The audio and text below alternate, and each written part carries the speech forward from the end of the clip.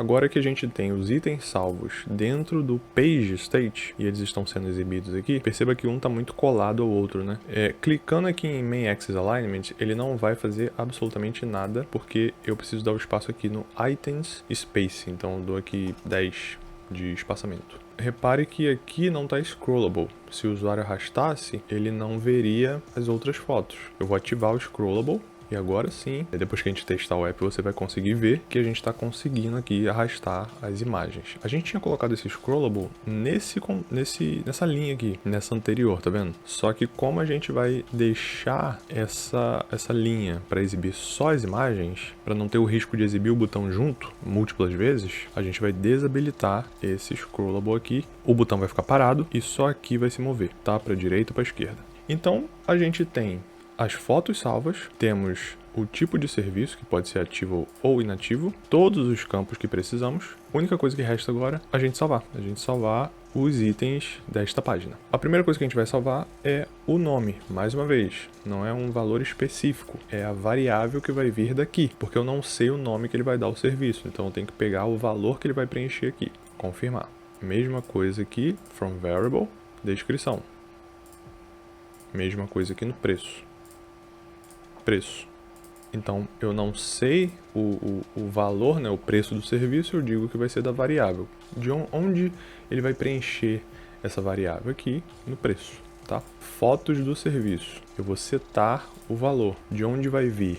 Vai vir da variável que é o meu page state. A gente não criou um page state para adicionar as fotos que ele vai enviar pelo botão?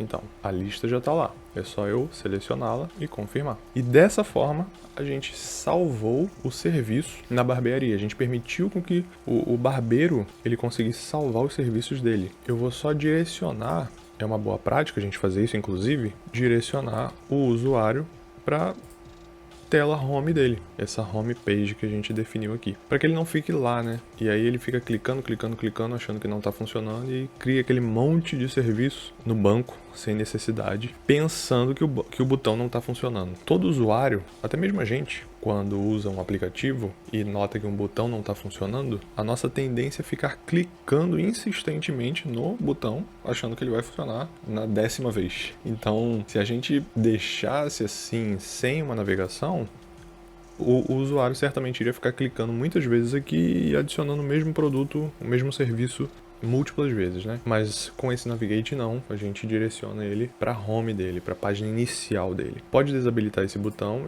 permite com que ele volte para esta página se ele clicar no botão de voltar do celular. A gente não quer isso, porque se ele clicar de novo no botão vai acontecer a mesma coisa, ele vai adicionar de novo o serviço no banco de dados. Então, para a gente evitar que ele volte para essa tela, a gente desabilitou esse botão aqui, esse toggle. Então agora a gente tem essas duas últimas telas para a gente construir do aplicativo, né? Antes da gente passar o pente fino aqui no que a gente fez até então, né? E poder deixar tudo funcionando bonitinho, aplicativo 100% funcional. Essa penúltima tela aqui do agendamento em si, né? Que a gente vai permitir com que o cliente selecione a data e a hora do serviço. Ela é bem simples da gente fazer no que tange ao design dela. A gente já tem esses campos aqui com os nomes dos campos, né? E já temos o botão. Então o design já está criado. Essa tela do pagamento em específico, ela é um pouco mais complexa. A gente vai deixar para falar exclusivamente de como pagamentos funcionam dentro do Flutterflow na próxima aula. A gente vai fazer um intensivo de como pagamentos funcionam dentro do Flutterflow a partir das próximas aulas. A gente vai falar sobre todo o funcionamento, toda a estrutura lógica de como pagamentos funcionam dentro de aplicativos. Inclusive, se você quiser que eu traga Mercado Pago, Nubank, qualquer que seja o banco, eu consigo trazer aqui e a gente fala exclusivamente do gateway que você deseje para a gente implementar aqui no nosso app, tá? Vamos agora criar essa daqui em específico, que não é muito difícil. No quesito de design não é tão difícil. A gente já tem essa daqui, basta a gente clicar com o botão direito, duplicar, a gente tem uma cópia aqui, e a gente pode dizer agendamento, como são 3 passos, pode ser o passo 2, por exemplo. E não é uma tela do barbeiro, né? É uma tela do cliente. Então vamos arrastar para a pastinha do cliente. A gente tem agendamento, que é o passo 1. Vou renomear ele para passo 1 para ficar mais organizado. E fica passo 1, passo 2 e a próxima é o passo 3, que a gente vai criar ainda. Nessa aqui, a gente vai eliminar o que a gente não precisa. Por exemplo, a gente não precisa da linha das fotos, né? Não precisamos disso e nem dessa linha do switch. Podemos excluir também. O que a gente precisa são de 3 inputs de texto e esse título aqui em cima, né? Que a gente pode renomear para data e hora do serviço. Então, data e hora do serviço, já tem um botão. Posso dizer aqui, confirme a data do serviço. Então, confirme a data do serviço. E o outro acho que é confirme a hora do serviço. Confirme a data e confirme a hora. E temos observação para o barbeiro. Observação para o barbeiro. Eu só vou dar mais um espaçamento para cima, porque ele está muito colado, né? Então, se você quiser dar um espaçamento, fica à vontade. 15 e 15, para ficar um pouco mais separado, né? E aqui do topo também uns 20, talvez. Acho que fica legal. Nessa página, a gente vai fazer o seguinte.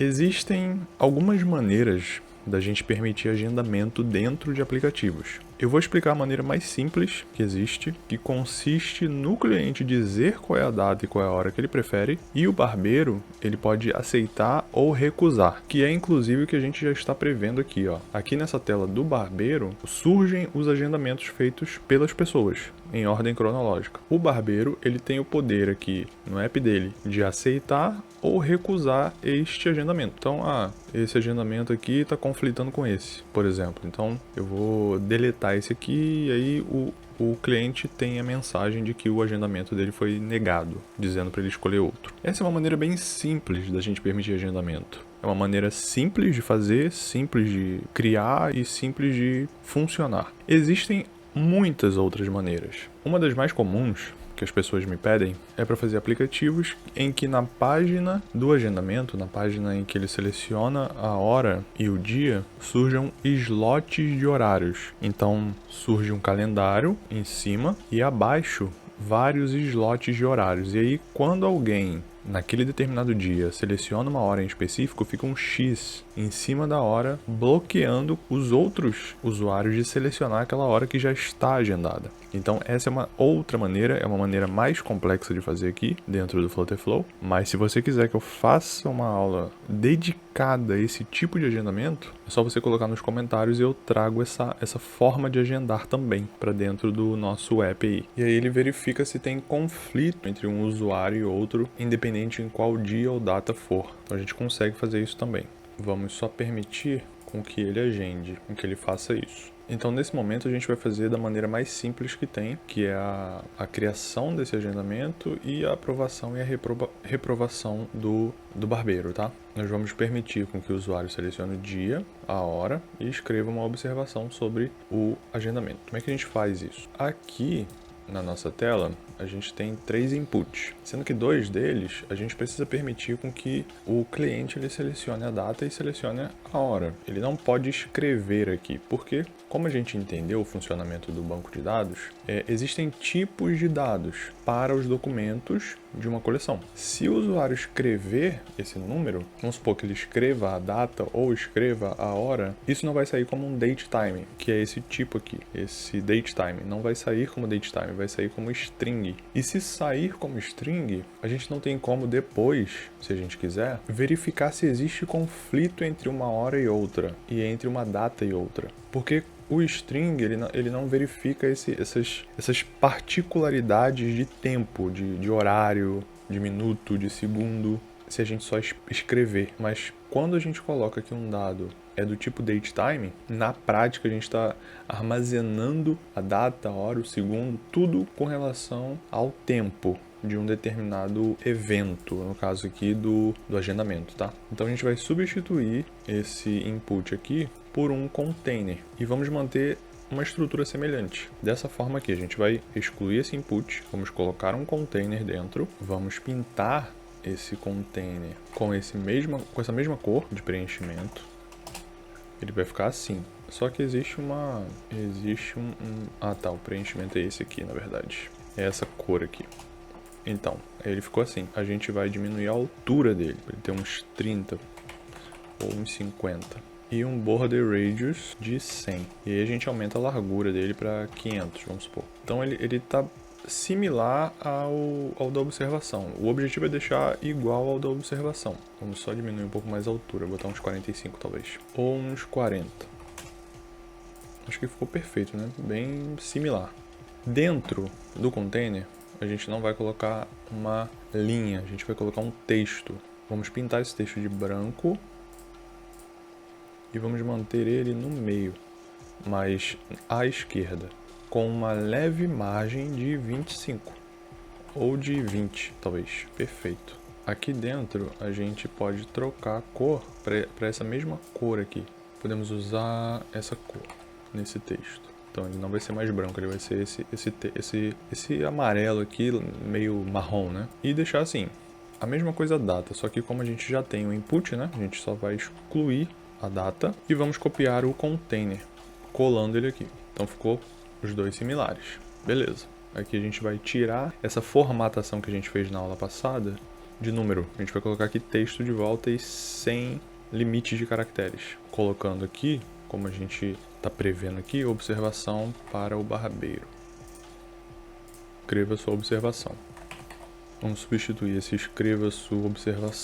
preço por escreva sua observação. Beleza. Um dos botões, uma das funcionalidades que existem nativas do Flutterflow é o Datetime Picker. Ele permite com que a gente selecione data e hora. Ele abre pra gente um pop-up em cima da tela, na frente do usuário, que permite com que ele selecione uma data ou uma hora, dependendo do que a gente configurar para exibir dentre essas duas opções. Se eu clicar no texto e colocar uma ação para ele abrir um Datetime Picker, que é essa ferramenta aqui, eu posso selecionar para abrir data e hora ou só hora. Como aqui é a data, então vamos deixar só a data. Ele vai abrir para a gente um pop-up com um calendário, para que o usuário consiga escolher a data que ele quer. No caso da hora é a mesma coisa, só que somente a hora, né? Ele não vai conseguir escolher a data também. Então, hora vai poder ser selecionada quando o usuário clicar neste texto aqui. Poderia ser também em todo o container. Aí fica a critério porque é mais intuitivo que o usuário ele selecione o texto, mas você poderia deixar só no container, ao invés de só no texto. Mesma coisa aqui no texto de baixo. Então seleciono o container, colo a ação. Então se ele clicar ou no container ou no texto, vai exibir o Datetime Picker, permitindo com que, neste caso, ele selecione somente a hora. E aí sim a gente vai conseguir salvar data e hora, com segundos, com milissegundos, com tudo. Porque isso já é salvo automaticamente pelo Flutterflow no banco de dados. Então a gente só vê ali ou data ou só hora com hora e minuto. Mas na prática o que vai para o banco é segundo, milissegundo, tudo isso. Que vai permitir com que haja uma verificação de conflito de horários. Tá? Depois, quando a gente evoluir para isso. Nesse momento, não. Nesse momento, a gente só vai permitir com que o barbeiro aprove ou desaprove. Mas, futuramente, se vocês quiserem, claro, eu trago essa expansão para esse aplicativo, onde a gente verifica conflitos de horários, tá? E a gente já tem, de qualquer maneira, salvo esse dado certinho para a gente fazer isso. E aqui é texto, não tem muito segredo, é só um campo de texto comum. Vamos ver aqui nas nossas coleções no banco de dados o que a gente tem com relação a agendamento. Nós temos uma coleção aqui chamada Agendamento Cliente, que a gente criou nas aulas passadas. Dentro dessa coleção, a gente tem cliente ref, que está referenciando o usuário. Neste caso, é o usuário que fez o agendamento. Nós temos serviços lista, que são as listas dos serviços da barbearia. Aqui a gente vai trocar de meus serviços para serviços, porque esses meus serviços é quando a gente quer exibir uma espécie de histórico do cliente. E não é o que a gente quer neste caso aqui. A gente pode inclusive excluir isso daqui, tá? Porque vai ficar assim, ó. Serviços lista, que são os serviços cadastrados pelo barbeiro. É uma lista. É um documento referência, porque serviços é um documento da coleção serviços, conforme a gente aprendeu já em aulas anteriores. Então, seleciono para salvar. Então, a partir desse momento, eu estou dizendo que o agendamento pode armazenar vários serviços. Serviços estes criados pelo barbeiro, tá bom? Esses meus serviços que estava aqui em cima, ele é quando a gente quer mostrar um histórico para o cliente. O cliente ele fez 5 serviços na semana passada. Quando ele finalizar mais um hoje, vai ser o 6º. Então, assim que ele finalizar, vai ir para meus serviços. Fica sendo armazenado como um histórico dele na barbearia. Esse observação é aquela descrição que a gente está salvando lá, tá? A gente pode utilizar para salvar aqui no campo observação conteúdo. Hora e data é o que a gente já falou e já estamos inclusive salvando no tipo correto, que é o datetime, e o valor total é o double, que é aquele valor quebrado que a gente falou na aula anterior, sobre valores que podem ser quebrados, como por exemplo 22,40, 163,90, algo nesse sentido, tá? Então, a coleção e os seus respectivos dados estão salvos aqui em agendamento cliente. Se eu voltar aqui para a tela, então, consigo avançar para o passo 3, que é nada mais, nada menos que essa tela aqui. Qual é a boa prática aqui? É a gente criar esse documento nessa coleção somente quando o usuário pagar. Não adianta a gente criar o agendamento, permitir com que o cliente crie o agendamento sem ele pagar. Porque aí não tem sentido, né? A gente precisa que ele faça o pagamento primeiro, para só depois a gente liberar o agendamento para ele. Ou a gente poderia colocar para ele ser cobrado no ato em que o barbeiro ele aceitasse o agendamento. Então, se você quiser que seja dessa forma, diz nos comentários e a gente consegue implementar também.